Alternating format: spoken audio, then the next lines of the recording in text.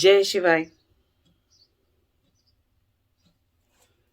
आज हम बात करेंगे चौथी अविद्या की, है ना। हम चित्त की वृत्तियों की बात कर रहे थे, तो उसमें जो पहली वृत्ति है हमारी, उसमें वो है अविद्या। तो हम अविद्या के बारे में, अलग अलग अविद्या जितने तरह की 4 प्रकार की होती है, बट एक आजकल के उससे देखेंगे तो एक 5वें प्रकार की भी होती है, जिसके बारे में हम अगले वीडियो में डिस्कस करेंगे। लेकिन आज हम बात करेंगे वो चौथे प्रकार की अविद्या, जो कि बहुत ही गहरी है।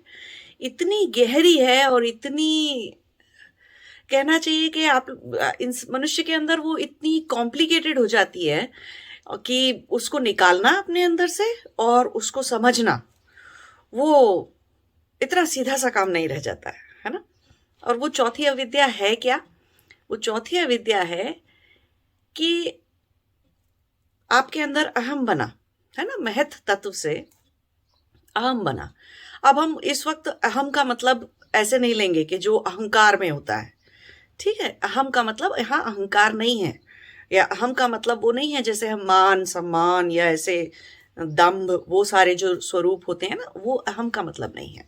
अहम का यहाँ मतलब है कि आपकी एक स्वतंत्र पहचान, है ना, आपका एक स्वतंत्र अस्तित्व, जो कि एक आत्मा समझ लेती है कि हाँ, मेरा पहला मैं एक स्वतंत्र अस्तित्व हूं अपने आप में, है ना।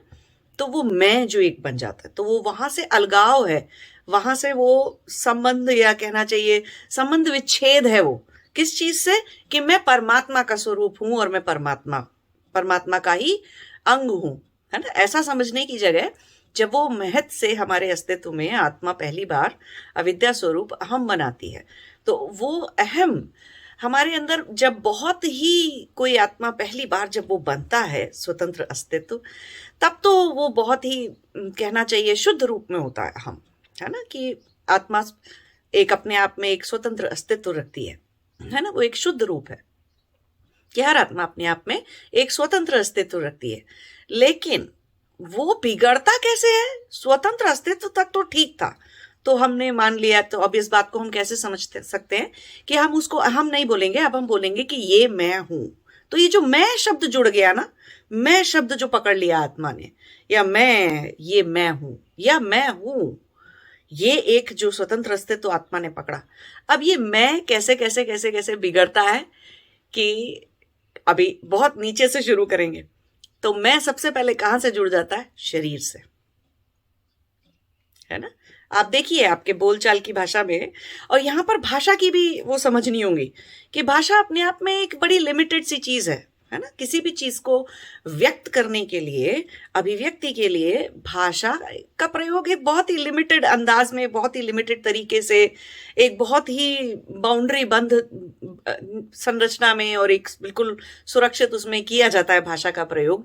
इसीलिए हम कहते हैं कि समाधि की भाषा नहीं होती, है ना। या कहना चाहिए कि समाधि की भाषा मौन है, या ऐसे समझना चाहिए कि शांति है। शांति एक भाषा है ना। मौन एक भाषा है, एक साइलेंस एक भाषा है अपने आप में। और जो समाधि की या परमात्मा की भाषा है, उसमें शब्द नहीं है, वो भाषा विहीन है एक तरह से कहना चाहिए। ऐसा नहीं कि अभिव्यक्ति नहीं है, अभिव्यक्ति तो है, लेकिन भाषा के द्वारा अभिव्यक्ति नहीं है ना। आपको भी कभी किसी को प्यार दिखाना है तो जरूरी थोड़ी है शब्दों में बताएंगे, और भी बहुत तरीके होते हैं ना बताने के, और भी बहुत तरीके से समझा जाता है। तो ऐसे ही समाधि को और एनलाइटनमेंट को, सेल्फ रियलाइजेशन को समझने के लिए शब्दों की अभिव्यक्ति जरूरी नहीं होती, शब्दों के द्वारा अभिव्यक्ति जरूरी नहीं होती। लेकिन जब हम बिगाड़ते हैं उस चीज को, जब वो बिगड़ती है हमारे अंदर, मैं कौन है ना, मैं क्या हूं, मैं कौन हूं, तो ये जब हम बिगड़ता है, ये तो कैसे कैसे बिगड़ता है? सबसे पहले शरीर के द्वारा बोला जाता है ये मैं हूं, है ना। आप में से कितने लोग बोलते हैं कि हाँ ये मैं हूं, शरीर की तरफ इशारा करके, या शरीर को समझ के तो बोलते हैं कि मैं हूं। अब देखिए और कितना खतरनाक इस बात का वो हो सकता है, स्वरूप हो सकता है। ये मैं हूं तो तक तो ठीक था, है ना। अभी देखिए भाषा का प्रयोग कैसे है, मैं बीमार हूं। अगर आप आत्मा है तो बीमार शरीर हो सकता है ना, बीमार मन हो सकता है, बीमार कुछ भी हो सकता है। मैं तो बीमार नहीं हो सकता कभी भी। आत्मा तो अजर है, अमर है, किसी चीज, कोई चीज उसे छूती नहीं है, कुछ करती नहीं है। हाँ, वो अविद्या की वजह से उसे दिखता है कि ये मैं हूं, लेकिन सच में तो वो मैं नहीं है, सत्य तो ये नहीं है ना। तो सत्य कैसे, भाषा कई बार सत्य को कैसे पलट देती है या सत्य को कैसे छुपा जाती है ना। ऐसे बहुत सारे प्रयोग दिख जाएंगे। अब मैं बीमार हूं या कोई आपको मार रहा है, जैसे मान लीजिए आपको कोई मार रहा है, मारिए मत किसी को और मार खाइए भी मत, बट मैं एक एग्जाम्पल दे रही हूं कि कोई मार रहा है तो आप बोलेंगे मुझे मत मारो, है ना। तो अब मुझे मत मारो क्या है, आत्मा को कोई मार कैसे सकता है तो मार नहीं सकते। आपके कहने का मतलब है मेरे शरीर को मत मारो, है ना। जब आप कहते हैं कि कि मुझे चोट लग गई, तो सही शब्दों में उसका मतलब क्या है कि मेरे पैर में चोट लग गई या मेरे कहीं पर भी हाथ में चोट लग गई, तो मेरे, तो मेरा, कहाँ मैं का प्रयोग होना चाहिए और कहाँ मेरा का प्रयोग होना चाहिए। लेकिन भाषा में सब गड़बड़ गड़बड़ होने से क्या हो जाता है, बोलचाल करने से, कि जहां जहां मेरा का यूज होना चाहिए था, मेरा का उपयोग होना चाहिए था, शरीर से जुड़ी हुई हर बात के संदर्भ में, हर बात की अभिव्यक्ति में जहां मेरा होना चाहिए था, उसकी जगह आप मैं लगाते हैं। कुछ लोग मैं नहीं तो हम लगाते हैं, हम नहीं तो अपन लगाते हैं, है ना। ऐसे बहुत सारे उसके पर्यायवाची टाइप के शब्द हो सकते हैं। तो देखिए कैसे एक एक जैसे शब्दों का इस्तेमाल करके हम पूरी की पूरी बात को पलट दे रहे हैं, है ना। हमने एक बड़े मजे से कह दिया कि मेरा पैर भी मैं हूं और मेरा हाथ भी मैं हूं, मेरा सर भी मैं हूं और मैं, ये शरीर भी मैं हूं। तो सत्य नहीं है ना ये। तो देखिए मैं को हमने कैसे, हर चीज जिसम जो कि मेरी थी या मेरा था, उसको मैंने मैं समझ लिया, है ना। अब ये बात दुख का कारण, अविद्या दुख का कारण होती है ना। हमने बात की ना शुरू में, समझा ना हमने पिछले 3 वीडियोस में, 4 वीडियोस में, 3 वीडियोस में, कि अविद्या दुख का सबसे बड़ा कारण है संसार में और बंधन का सबसे बड़ा कारण है और कर्म को करते चले जाने का, कर्मों का सबसे बड़ा कारण है ना। ऐसे कर्म, बंधनकारी कर्म, ऐसे कर्मों की बात नहीं कर रहे हैं जिनसे बंधन नहीं बनते, लेकिन हम उनकी बात कर रहे हैं जिनसे बंधन बनता है। आपको कर्म को के बारे में समझना है तो आप, और मैंने वीडियोस बनाए हुए हैं, हिंदी चैनल पर भी हैं, इंग्लिश चैनल पर भी हैं, कर्म के बारे में आप समझ सकते हैं, उनको देख सकते हैं। और मैंने एक हमारे इंग्लिश चैनल के ऊपर सांख्य दर्शन के 3 वीडियोस मैंने बनाए थे, जिसमें मैंने आपके अस्तित्व की जो संरचना होती है उसको समझाया था। उसको समझना जरूरी है। आज मैंने आपको कहा कि महत तत्व से अहम बनता है ना। तो ये वाली बात जिन लोगों के अभी समझ में नहीं आई है, वो हमारे इंग्लिश चैनल पे जाके इसका वीडियो देख सकते हैं। सांख्य दर्शन के 3 वीडियोस हैं, उनको देख सकते हैं। बनाए इंग्लिश में है वो वीडियोस, लेकिन बहुत सरल भाषा में मैंने बोला है। मैं बहुत बड़े बड़े भारी भारी अंग्रेजी के शब्दों का प्रयोग नहीं करते हूँ, इसलिए कि बहुत सारे उन लोगों को उतना तरीके से नहीं समझ में आता है। ठीक है, तो आप देखिए उसको, समझिए आप उसको। तो मैं जो है उसको आपने बिगाड़ लिया, ठीक है। अब इसका दुख का कारण कैसे हो जाता है, आपको किसी ने थप्पड़ मार दिया या आपके शरीर को किसी ने नुकसान पहुंचा दिया, है ना। अभी हम एक बहुत खराब और बहुत ही सटीक उदाहरण की बात करेंगे जो संसार में बहुत ज्यादा है, और वो है सेक्सुअल अब्यूज, है ना। किसी भी तरह का फिजिकल अब्यूज जो कि बच्चों के साथ किया जाता है, बच्चों के साथ हो जाता है, बचपन में बहुत सारे लोगों के साथ, बहुत सारे। अभी तो मैं पीछे ऐसे आंकड़े देख रही थी, बैठकर डाटा देख रही थी, तो अभी तो वर्ल्ड हेल्थ ऑर्गेनाइजेशन ने डाटा पब्लिश किया था कि आंकड़े निकाले थे उन्होंने कि 3 में से 1, इस पृथ्वी पर जितने मनुष्य रहते हैं, जितने लोग रहते हैं पूरी पॉपुलेशन के अंदर, 3 में से 1 इंसान हमेशा, हर उस व्यक्ति का 3 में से 1 के साथ सेक्सुअल अब्यूज हुआ ही हुआ होता है ना। बचपन में किसी पास पड़ोस जानने पहचानने वाले के द्वारा, या कभी कोई टीचर के द्वारा, कहीं प्रीस्ट के द्वारा, कहीं कोई ना कोई, किसी न किसी ने बच्चे के साथ कुछ ना कुछ किया रहता है, ठीक है। लेकिन अब आपको यहां समझने वाली बात है कि किसी ने भी कुछ भी किया, किसके साथ किया, मैं के साथ। मैं का जो असली अस्तित्व है, सत्य अस्तित्व है, वो तो आत्मा है। आत्मा के साथ किया नहीं। लेकिन दुख का कारण, कितना बड़ा दुख और गुस्से का कारण होता है, क्रोध का कारण होता है वो, है ना। अपने अंदर ही अंदर कोई किसी के शरीर के साथ कुछ भी कर दे, कुछ भी बुरा कर दे, तो वो कितना बड़ा दुख का कारण हो जाता है। तो हम शरीर को मैं समझते हैं, तो उस दुख की गहराई बहुत बुरी होती है, बहुत ज्यादा होती है। और मैं ये नहीं कह रही हूं यहां पर कि वो होना कोई बहुत अच्छी बात है या वो कोई कम दुख की बात है, ऐसे अन्यथा लेने की जरूरत नहीं है इस बात को, कि हल्के में नहीं बोल रही हूं मैं, लेकिन उस दुख की गहराई को, उस दुख को जीवन भर उठाना, उस एक इंसिडेंट को या उस एक चीज को जो हमारे साथ हो गई, उसको मैं समझ लेना, अपनी पहचान समझ लेना, है ना, वो जीवन भर। और एक जीवन कितना लंबा होता है। अगर किसी बच्चे के साथ हुआ, मान लीजिए 5 साल की उम्र में, 10 साल की उम्र में, 12 साल की उम्र में, या कभी भी किसी भी उम्र में आपके साथ हुआ, और अगर एक नॉर्मल मनुष्य की हम आयु देखेंगे 80 साल है अगर, तो सोचिए 80 साल में से अगर 70 साल पहले हुआ या 60 साल, तो उतना उतना लंबा दुख झेलना चाहिए था क्या? इस एक घटना की वजह से इतना लंबा दुख उठाना, ये जस्टिफाइड है कहीं पर? नहीं है। हाँ, बहुत दुख की बात है, बहुत परेशानी की बात है ये, है ना, लेकिन क्योंकि ज्यादा दुख की गहराई और वो क्रोध की उतनी गहराई, इतनी ज्यादा द्वेष की गहराई इतनी ज्यादा कैसे हो जाती है? क्योंकि शरीर को मैं समझ लिया। अब इस बात से एक और तरीके से समझ के देखिए कि मान लीजिए आपके पास कार है ना, कार है, स्कूटर है, कोई भी आपके पास गाड़ी है, वाहन है आपके पास कोई। अब किसी ने आपकी गाड़ी में टक्कर मार दी, है ना, उसका बम्पर टूट गया, आप गए गुस्से में भिनभिनाते हुए, अपना बम्पर रिपेयर कराया, आपके पैसे भी खर्च हो गए, और हो सकता है उस बंदे के पास इंश्योरेंस ना हो, या कार का या आपका बाइक का इंश्योरेंस ना हो, अनइंश्योर्ड कोई इंसान है, तो अब उसको वो तो पैसे भरेगा नहीं, आप ही भरोगे, और आपके आपके आपने अपने इंश्योरेंस से क्लेम भी कर लिया तो भी आपके पैसे बढ़ जाएंगे, जो भी होगा। तो आप गए गुस्से में भिनभिनाते और आपने कर लिया। हाँ, आपको 4-5 दिन बड़ा दुख हुआ कि अब बताओ इतनी परेशानी मुझे झेलनी पड़ गई क्योंकि मेरी गाड़ी अब चल नहीं सकती, या खराब हो गई, किसी ने टक्कर मार दी, या ऐसे कर दिया, वैसे कर दिया।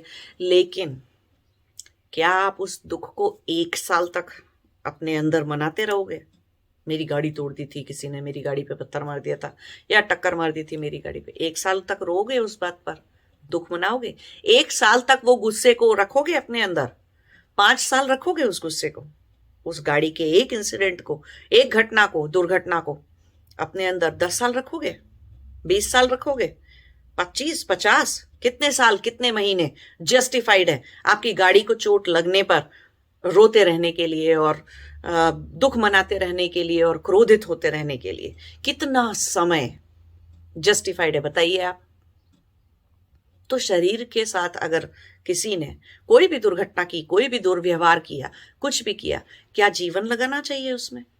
पूरा जीवन एक ही चीज की आग में जलते रहना चाहिए, है ना? बदले की भावना बना लेनी चाहिए? ऐसे ये सब ठीक बात है? कितने दिन तक दुख बनाएंगे? तो अगर हम ये समझ लेते हैं, जिस दिन हमारे अंदर हमें कोई एहसास हो जाता है कि किसी ने कुछ भी किया, मुझे नहीं किया था, मेरे शरीर के साथ किया, शरीर मैं नहीं है, मेरा है, तो ये बहुत बड़ा अज्ञान की बात है, बहुत बड़ा अज्ञान है कि शरीर को मैं समझ लेना। और उससे फिर बहुत सारे दुख होते हैं, बहुत सारे दुख होते हैं। और ऐसा नहीं कि वो दुख, जो दर्द है, वो दर्द तो शरीर में होगा आपके, है ना, दर्द आपके शरीर तक रह जाएगा। किसी ने कुछ भी आपको किया, मारा, पीटा, या सेक्सुअल अब्यूज किया, फिजिकली आपको अब्यूज किया, कुछ भी किया, वो दर्द तो शरीर तक रह जाएगा। और जब तक शरीर हील नहीं हो जाता, शरीर ठीक नहीं हो जाता, चोट भर नहीं जाती, तब तक वो दर्द रहेगा उतनी मात्रा में शरीर के अंदर। और हो सकता है कि वो दर्द शरीर के अंदर बाद में भी थोड़ा सा रहे, ठीक होने में आपको समय लगेगा, 5 महीने, 6 महीने, 1 साल, 2 साल, 3 साल, शरीर ठीक हो जाएगा, शरीर रिपेयर हो जाता है पूरी तरह से। लेकिन वो जो दर्द तक था, तब तक तो ठीक था।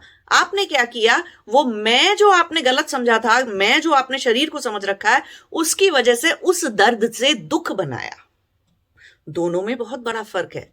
दर्द शरीर में होगा, है ना, सर में दर्द हो सकता है, पेट में दर्द हो सकता है, पैर में दर्द हो सकता है, कुछ भी दर्द शरीर में हो सकता है। और दर्द होना शरीर की एक नॉर्मल, एक बिल्कुल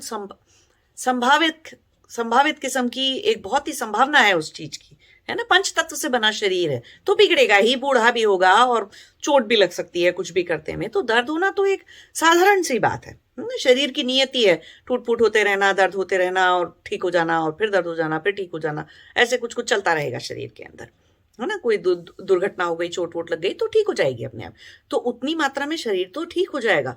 लेकिन वो शरीर तो ठीक हो चुका कब का, किसी ने सेक्सुअल अब्यूज किया, फिजिकल अब्यूज किया या कोई बीमारी हुई, शरीर तो ठीक हो गया। वो जो शरीर के दर्द की वजह से जो मैं से जुड़ा अज्ञान था, शरीर से जुड़ा मैं था, वो इतनी जोर से आहत हुआ कि उससे दुख बना रखा है। तो शरीर पे तो कोई किसी के कभी कोई किसी का अगर कभी रेप हो गया या किसी के साथ कोई सेक्सुअल अब्यूज हो गया या किसी ने किसी को मार दिया, पीट दिया, शरीर को कोई चोट लग गई, निशान रह जाएगा या कुछ हो जाएगा। लेकिन क्या हमेशा के लिए शरीर बर्बाद हो जाता है? नहीं, नहीं होता है। सिर्फ उन्हीं का होता है जिन्होंने उस दर्द से दुख बना लिया हो अंदर, बहुत गहरा दुख जो बना लेते हैं अपने अंदर, है ना, और फिर उस दुख से जीवन गुजारते हैं, उस क्रोध की अग्नि में जलते जलते जीवन गुजारते हैं। लेकिन अगर ये समझ लिया होता कि किसी ने कोई मेरी गाड़ी को चोट लगाएगा, है ना, मेरी कार को या मेरे स्कूटर को, मेरी साइकिल को कोई मार देगा, टक्कर मार देगा और उसको चोट पहुंचा देगा, तो मैं कितने दिन रोऊंगी या कितने दिन रोऊंगा मैं उस बात पर? जीवन भर बदला लेने की प्लान बनाता रहूंगा, दिमाग में गुस्सा करता रहूंगा अपने दिमाग के अंदर उसके लिए, क्या? नहीं ना।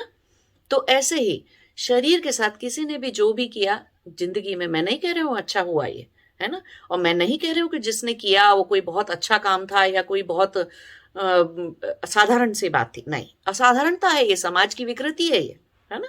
तो उसकी बात हम नहीं कर रहे हैं, अन्यथा लेने की जरूरत नहीं है यहाँ पर। लेकिन मैं क्या कह रही हूँ कि दर्द हुआ था, है ना, और बहुत खराब बात भी है कि किसी ने इतना बुरा कर्म किया, कुकर्म किया, है ना। लेकिन आप कितने दिन दुख मनाएंगे उस बात का, वो इस बात पर निर्भर करता है कि आपने मैं को कितना ज्यादा शरीर से जोड़ रखा है।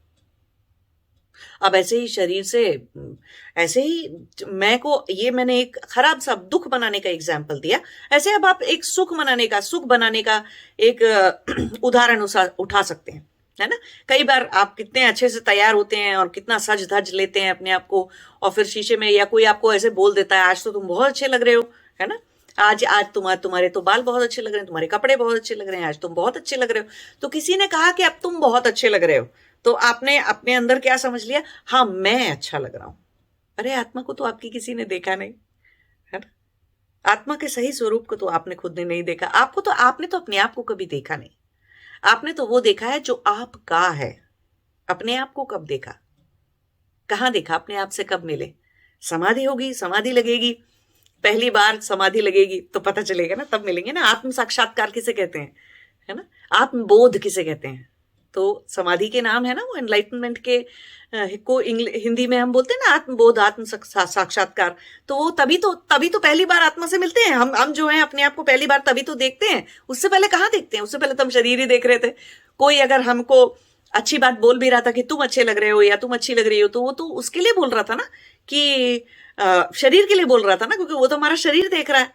तो लेकिन क्योंकि मैं शरीर से जुड़ा है तो उसको क्या समझ लिया कि हाँ मैं अच्छा लग रहा हूं या मैं अच्छी लग रही हूं, ऐसे समझ लिया, है ना। तो ये एक अच्छा उदाहरण में भी है कि अज्ञान जो है अच्छी तरह से भी सुदृढ़ हो रहा है, अच्छी बात से भी दृढ़ हुए जा रहा है अज्ञान हमारे अंदर का, और बुरी बात से भी दृढ़ हुए जा रहा है। बुरी बात से दृढ़ हो रहा है तो हम क्रोध बना रहे हैं और भय बना ले रहे हैं, अभिनिवेश बना ले रहे हैं अपने अंदर, या राग, और जो अच्छी बात से दृढ़ हो रहा है उससे हम राग बना रहे हैं शरीर से, है ना, कि हम सुंदर लगते हैं या कोई हमको सुंदर समझता है, या हम किसी को सुंदर दिखते हैं, या हम अच्छे दिखते हैं तो लोग हमारी बहुत तारीफ करते हैं, या हम अच्छे कपड़े, महंगे कपड़े पहनते हैं, ऐसी चीजें करते हैं, वैसी चीजें करते हैं, तो ये मैं है। तो शरीर से जुड़ा हुआ मैं को क्या बना दिया? शरीर समझ लिया। ऐसे ही बहुत सारे, अब थोड़ा सा हम ऊपर आ जाते हैं ना, तो शरीर को छोड़ देते हैं, भावनाओं पे आ जाइए अभी, है ना। जितने भी आपके इमोशन हैं, जितनी आपकी फीलिंग्स हैं, है, कोई आपको उल्टा सीधा कुछ सुना दे, आप कोई सीधी बात कर रहे हो, कोई कुछ बोल दे, आपको कोई कुछ उल्टा सीधा रख के सुना दे। किसी दिन किसी का मूड खराब है, कोई गुस्से पे है और आपको कुछ बोल गया, अभी आपके इमोशन पे चोट लग गई, आपकी भावनाएं आहत हो गई और आपने क्या सोचा हुआ है, मेरी भावनाएं मैं। अभी मैं कहां से जुड़ा हुआ है, आपके अंदर के, आपका जो मनो मनोवैज्ञानिक अस्तित्व है ना, साइकोलॉजिकल आइडेंटिटी जितनी है आपकी, वहां से जुड़ा हुआ है अभी आपका मैं।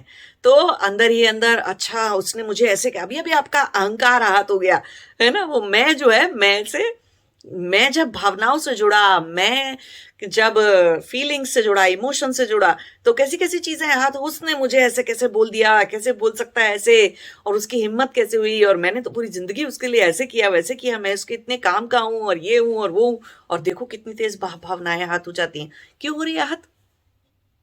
क्यों नहीं उस वक्त ये दिखाई दिया कि वो आपको आहत नहीं कर रहा था, आपके अंदर शायद उठी हुई बात को, आपकी किसी बात को या आपकी किसी भावना को आहत कर रहा था। फिर वही वाली बात आ जाती है, कितने दिन तक जलेंगे, भुनेंगे उस बात के ऊपर, कितने दिन तक चिड़े रहेंगे उस बात के ऊपर, कितना गुस्सा करेंगे उस बात के ऊपर, कितना किसी से बोलचाल बंद कर देंगे या रिश्ता तोड़ लेंगे इस बात के ऊपर, ये किसी ने कुछ कह दिया। क्योंकि मैं कहाँ जुड़ गया था, भावनाओं से। विचारों पे आ जाइए अभी थोड़ा और एक लेवल ऊपर, है ना। विचार क्या है? अब बहुत सारे लोग बड़े विचारों में बहुत ही सिर्फ, और विचार से क्या बनता है, विचार से बिलीफ सिस्टम बनता है ना। हमारी आस्था का एक नेटवर्क बनाते हैं हम सारे लोग, कि हम हिंदू हैं और हिंदू बहुत अच्छे होते हैं, और हम मुसलमान हैं और मुसलमान बहुत अच्छे होते हैं, हम भारतीय हैं, भारतीय बहुत अच्छे होते हैं, और विदेशों में रहने वाले सारे लोग गधे होते हैं, और पता नहीं क्या क्या दुनिया भर की, काले लोग अच्छे नहीं होते, सफेद अच्छे होते हैं, और बुरे ऐसा अच्छा होता है और वैसा अच्छा होता है। इस तरह के लोग, हर तरह की विचार से बनती है विचारधारा। तो कितने तरह की विचारधाराएं आपके अंदर घुसी हुई हैं, और कोई आपकी उस विचारधारा को ललकार दे, है ना। बात करते करते, आपसे बहस करते करते, कोई ढंग से कर रहा है बहस, मैं कुतर्क की बात नहीं कर रही हूं, कोई ढंग से तार्किक वे में आपको समझा रहा है, कोई बात आंकड़े लेकर और चीजों के कि सत्य को लेकर आपको कोई चीज समझाई जा रही है, आपकी तो भावना, आपकी तो अंदर का की विचारधारा आहत हुई जा रही है, बिलीफ सिस्टम आपके अंदर का टूटा जा रहा है। क्यों? कि अभी आपका मैं कहां से जुड़ा हुआ है, उन विचारधाराओं से, है ना। वो हिंदुत्व की एक विचारधारा, फेमिनिस्ट की एक विचारधारा, इंडोलॉजिस्ट होने की एक विचारधारा, और अपने आप को विदेशी और एनआरआई समझ लेने की एक विचारधारा, और भारतीय समझ लेने की, और उसमें भारतीय में भी दक्षिण भारतीय समझ लेने की, और उत्तर भारतीय समझ लेने की, अपने आप को गुजराती समझ लेने की, अपने आप को और सिंधी और कुछ तो पंजाबी समझ लेने की, और अपने आप को कुछ और समझ लेने की, पारसी समझ लेने की, और अपने आप को कहीं का विदेशी समझ लेने की, पता नहीं कितनी सारी विचारधाराएं हैं आपके अंदर, जो आपके विचारों ने सुन सुन के इकट्ठा किया कचरा, या देख देख के जीवन में जो कुछ भी आपने अपने अंदर बना रखा है, वो सारी विचारधाराएं आपकी, उनको आप मैं समझते हो, और वो बड़ी आहत हो जाती हैं, बड़ी जल्दी आहत हो जाती हैं। कुछ लोगों से तो लोग रिश्ता ही इसलिए तोड़ लेते हैं कि बस पता नहीं कौन से तरह के हिंदू हैं, और बस पता नहीं कौन से, खुद को कुछ समझ में नहीं आता है, और क्यों संस्कृत बोले हम, और क्यों संस्कृत पढ़े, और क्यों इंग्लिश भाषा पढ़नी है, और क्यों हमको दुनिया की और 20 भाषाएं पढ़नी है और कुछ करना है, हम तो इसी में रहेंगे जैसे हैं, और हम यहाँ से हिलेंगे नहीं।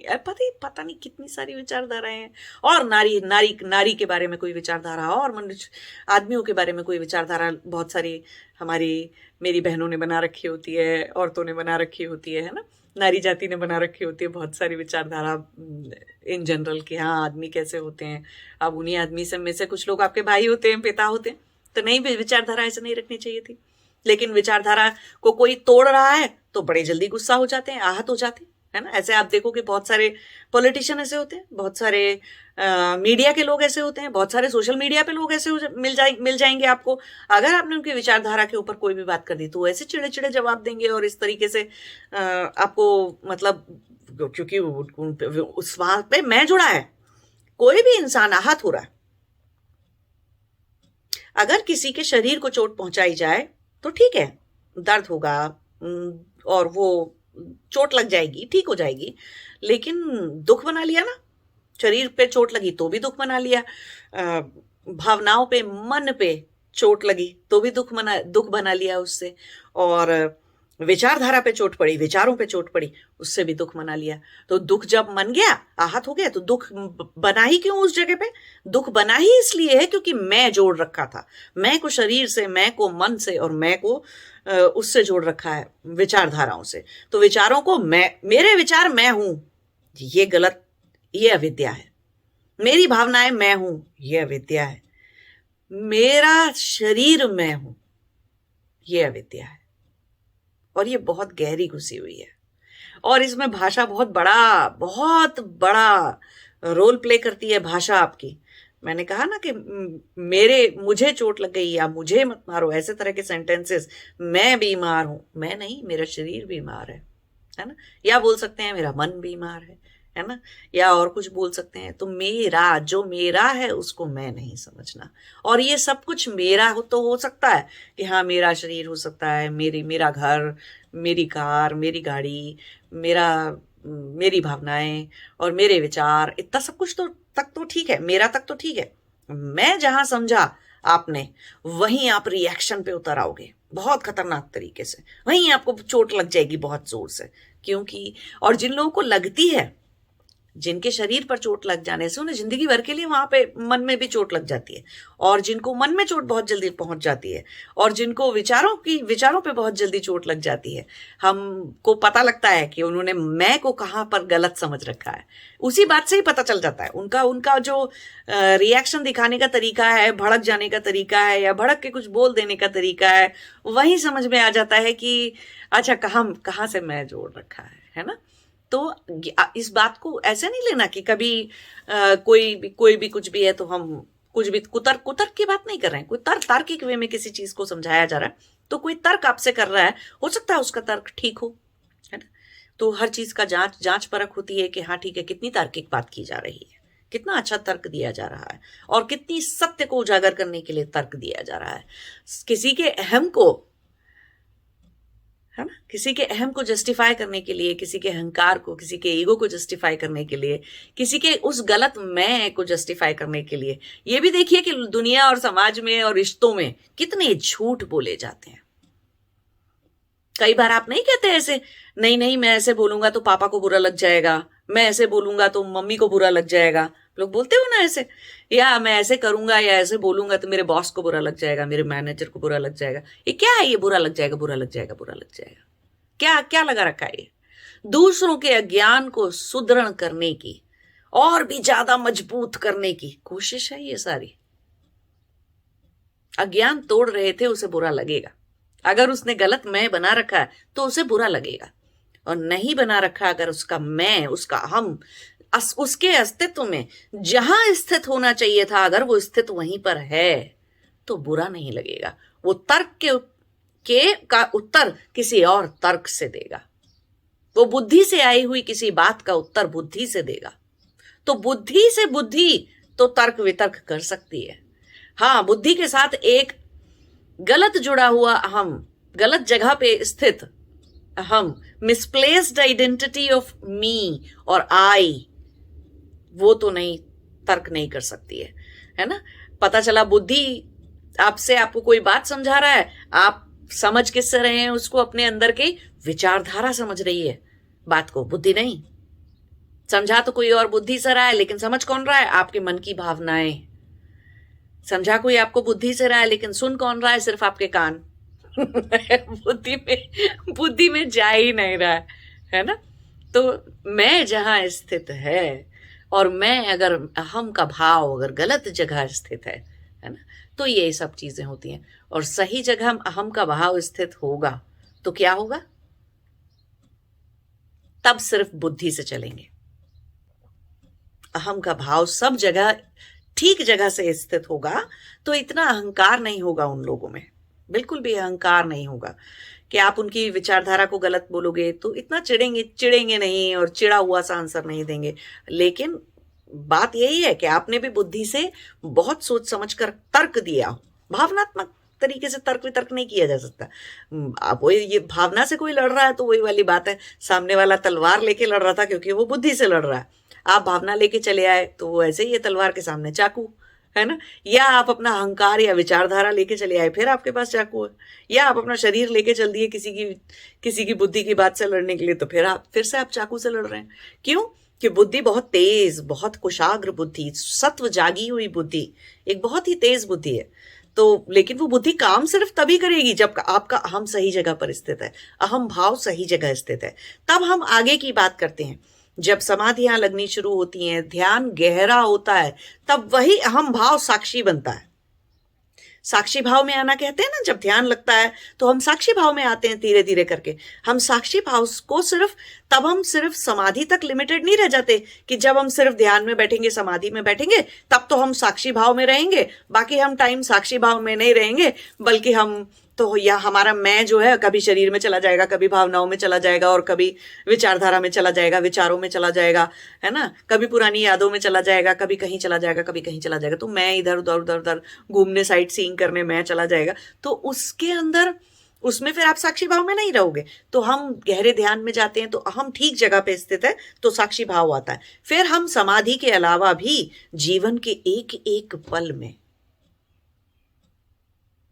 उस साक्षी भाव को उतार लेते हैं, क्योंकि अहम हमारा ठीक जगह पे स्थित है। अहम ठीक जगह पे स्थित नहीं है तो आप कभी साक्षी भाव में आ ही नहीं सकते,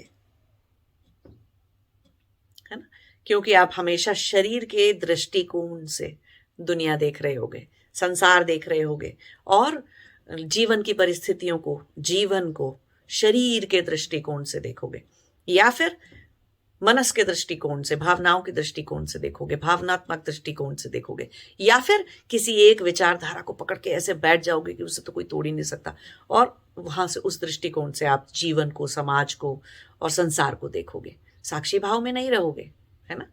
तो इसीलिए कहा जाता है कि अहम का सही जगह पर स्थित होना विद्या है, ज्ञान है, और अहम का गलत जगह पर स्थित हो जाना वो बहुत बड़ा अविद्या है, बहुत बड़ी अविद्या है, बंधनकारी अविद्या है, और बहुत बड़ा अज्ञान है।